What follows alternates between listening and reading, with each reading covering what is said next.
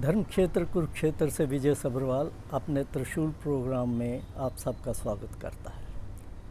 पिछले तकरीबन 20 दिन से श्री राम मंदिर में चोरी को लेकर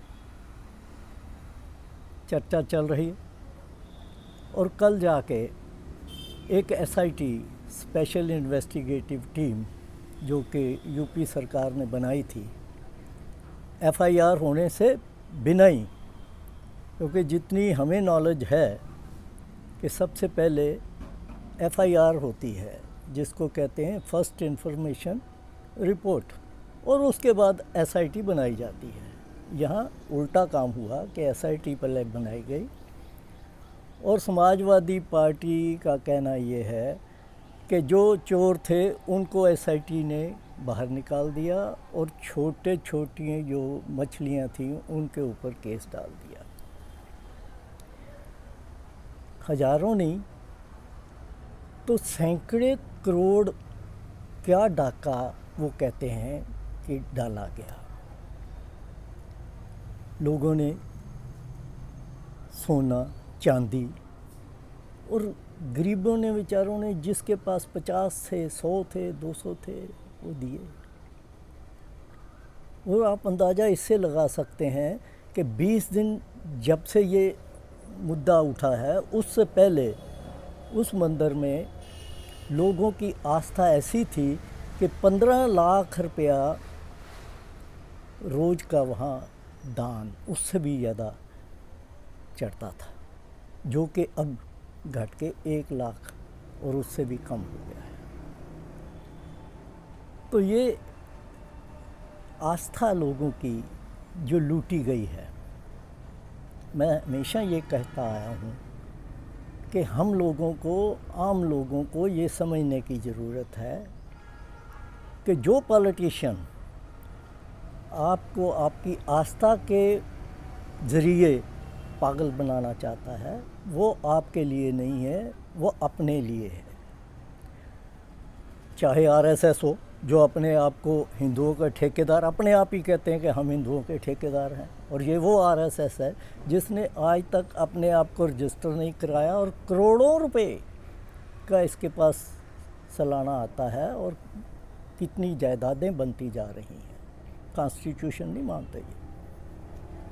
और ये सिर्फ आरएसएस की बात या हिंदुओं की बात ही नहीं है, दूसरी कम्युनिटीज़ में भी यही हाल है। किसी में थोड़ा कम है, किसी में ज़्यादा है। तो आम आदमी को ये समझने की ज़रूरत है कि पॉलिटिशियंस को कुछ लेना देना नहीं है आपसे। आपकी जो आस्था है उसको तो पावर चाहिए, पैसा चाहिए। तो ये तो रही बात वहाँ की।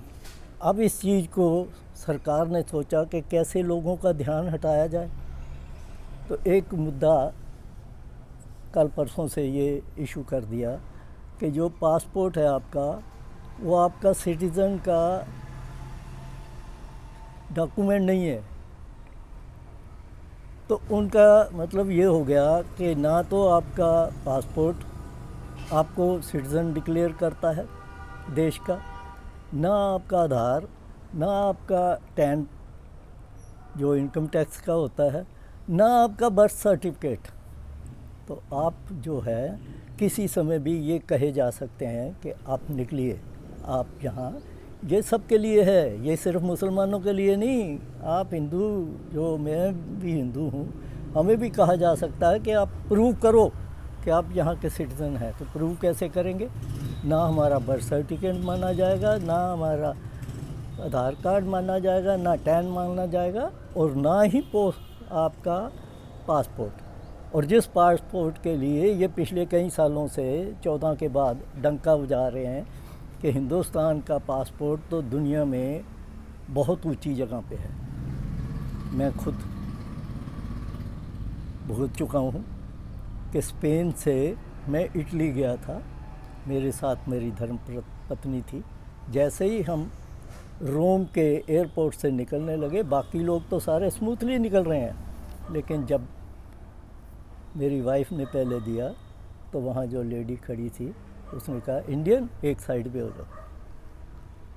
जब मेरी बारी आई मुझे भी इसी तरह किया, साइड पे हो जाओ। और हमारी पूरी तरह से जो है सर्च की गई, हमारे डॉक्यूमेंट बार बार देखे गए। तो ये इसलिए ज़िक्र कर रहा हूँ कि आप लोगों को अपना दिमाग खोल के चीज़ें सोचनी चाहिए कि क्यों आपको क्या कहा जा रहा है और क्या हो रहा है। आज इतना ही, फिर किसी मुद्दे पे दोबारा मिलेंगे। आप सबका धन्यवाद।